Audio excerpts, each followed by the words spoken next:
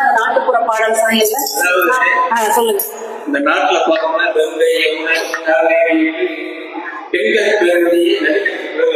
ஆமா ஆமா சாமிகள் கூட பெண்கள் போட்டுருவாங்க. அதெல்லாம் பெண்கள்லாம் ஏடுகள்லயும் புராணங்கள்லயும் மட்டும்தான் உயர்த்தி வச்சு பேசுவாங்க. அதே இங்க பாருங்க, இப்ப கூட சொன்னாரு பிரவீன், பெண் புத்தி பெண் புத்தி அப்படின்னு அவரும் விளையாட்டுக்காகத்தான் சொன்னாரு. ஆனா முக்காவாசி என்னன்னா ஆண்கள் எல்லாம் பெண் அப்படித்தான் நினைச்சிட்டு இருக்கிறாங்க. அடுத்தது பாத்தீங்கன்னா பெண்களுடைய வாழ்க்கையில பூப்பெய்கிற பருவம் வரும். விளையாட்டு பருவம் எல்லாம் தாண்டி பூப்பெய்கிற பருவம். ஆமா, ஆனாலும் விளையாடும் இல்ல, கிராமத்துல எல்லாம் விளையாடுவாங்க, சின்ன வயசுல விளையாடுவாங்க. அது பெண்கள் மட்டுமே சேர்ந்து விளையாடுற விளையாட்டா இருக்கும். ஆண்களோட எல்லாம் சேர்ந்து விளையாட மாட்டாங்க. அதை விடுங்க. அடுத்தது பாத்தீங்கன்னா பூப்பெய்கிற பருவம்னு ஒண்ணு வரும். அப்ப பாத்தீங்கன்னா மாமன் மச்சான் எல்லாம் சொந்த பந்தம் எல்லாம் சீர் கொண்டுகிட்டு அந்த குழந்தைக்கு பச்சையில கட்டி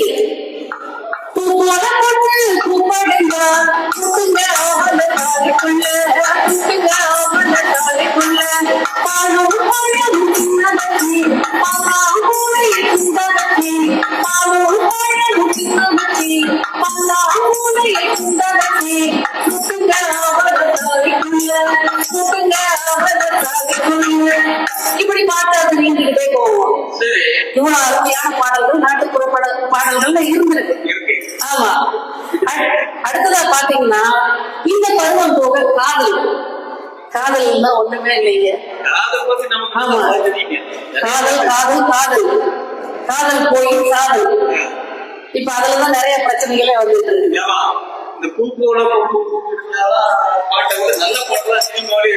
என்ன நல்ல பாட்டு சினிமாவுல இருக்குது?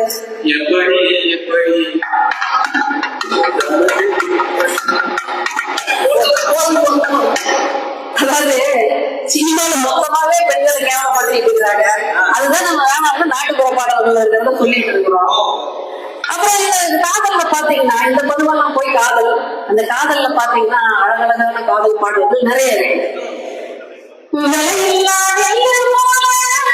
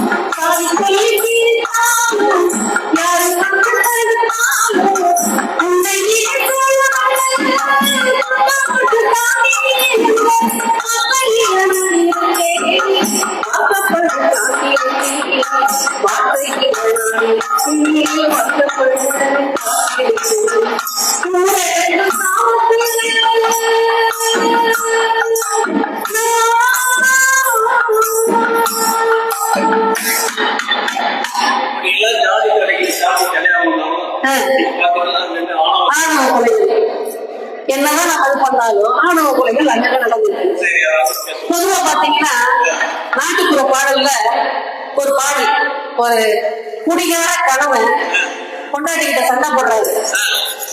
அவங்க குடிச்சிட்டு வந்து சண்டை போடுறாரு. அப்ப நம்ம பாடுறாங்க, நீ எத்தனையோ புத்திகளை எடுத்துரைத்து சொன்னாலுமே நீ தன்னாய் குடிக்கிறீங்க, நீ ஒரு ஆம்பளையா?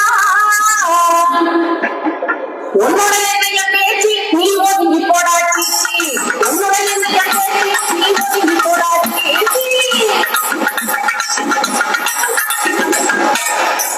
உடனே கணவன் பாடுறாரு, கஷ்டப்பட்டு சம்பாதிச்சு காசு போட்டு நஷ்டமாய் உங்களுக்கு நான் ரொம்ப சிரிக்கிறேன். நீ கவனிக்கணும். என்னது?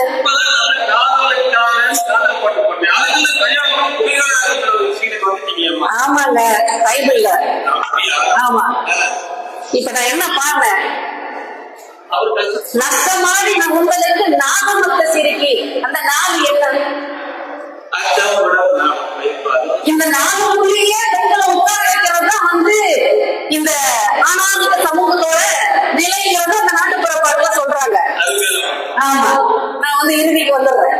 அதாவது என்னன்னா, இன்னைக்கு பாத்தீங்கன்னா பெண்கள் பிறந்ததுல இருந்து எல்லாமே பாகுபாடுதான். பிறந்தவங்க பொண்ணு குழந்தைன்னா பாகுபாடு, விளையாட விடுறதெல்லாம் பாகுபாடு, படிக்க வைக்கிறதெல்லாம் பாகுபாடு. படிச்சு அந்த பொண்ணு எதுக்கு ஆக போது, அவங்க இன்னொரு வீட்டுக்கு போறவங்க எதுக்கு நாம படிக்க வைக்கணும் அப்படிங்கிற பாகுபாடு. இன்னொன்னு, பெண் குழந்தை வந்து குலத்தின் பெருமை எல்லாம் பேச மாட்டா அப்படிங்கிற பாகுபாடு. எல்லாமே ஆட்டம் செய்வோம் அப்படிங்கிற பாகுபாட்டை கண்டிச்சுதான் நம்ம எழுத்தாளர் பிரளயன் அவர்கள் ஒரு பாட்டு எழுதினாரு. அச்சந்தான மடப்பயிர்ப்பு ஆகிய சொற்கள் வெறும் பசப்பு, இச்சை கிளியாய் போக பொருளாய் இருப்பதுதானா பெண் பொறுப்பு, இருப்பதுதானா பெண் பொறுப்பு.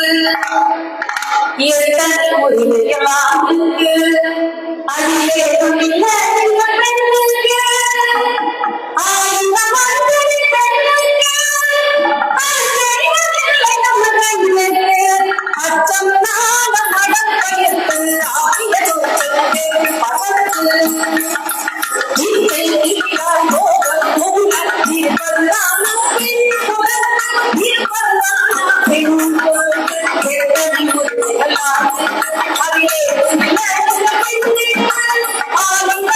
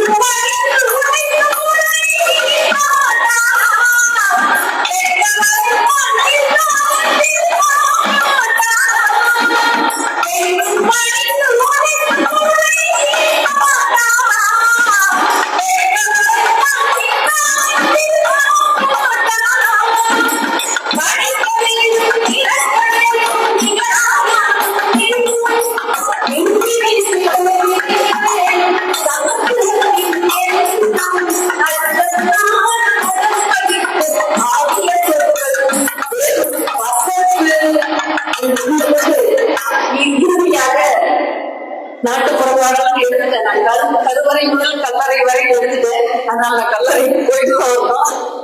ஒரே ஒரு ஒப்பாரி பாட்டு. நாட்டுப்புற இலக்கியத்துல மிகச்சிறந்த இலக்கியம் நாட்டுப்புற ஒப்பாரி. அந்த ஒப்பாரியில பாத்தீங்கன்னா எல்லாரும் வந்து செத்த வீட்டுல வந்து யாரையும் செத்தவரை நினைச்செல்லாம் பாட மாட்டாங்க. அவங்கவுங்க கஷ்டத்தை துக்கத்தை பாடுவாங்க. அப்படி ஒரு 4 வரியில ஒரு ஒப்பாரி பாட்டு.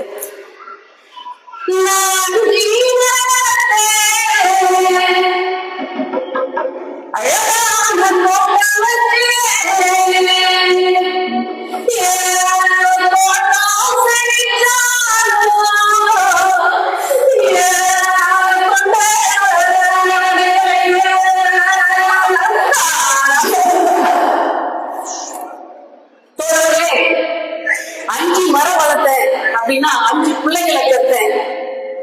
என் தோட்டம் செழிச்சாலோ, என் பிள்ளைங்க எல்லாரும் நல்லா இருந்தாலோ, அழகான தோட்டம் வச்சேன் அப்படின்னா எல்லாத்தையும் நல்லா படிக்க வச்சு பண்ணுங்க. என் தோட்டம் செழிச்சாலும், எல்லாரும் கொண்டாட்டி பிள்ளையோட வசதி வாய்ப்போட நல்லா இருந்தாலும், என் தொண்ட நனையிலே ஒருத்தரும் ஒரு கஞ்சி முட்டலைங்கிற ஒரு பெண்ணும் தன்னுடைய வாழ்க்கை ஒட்டுமொத்த வாழ்க்கையும் அந்த 4 வரிக்குள்ள கூறினாங்கிறது தான் நாட்டுப்புற பாட்டோட சிறப்பு.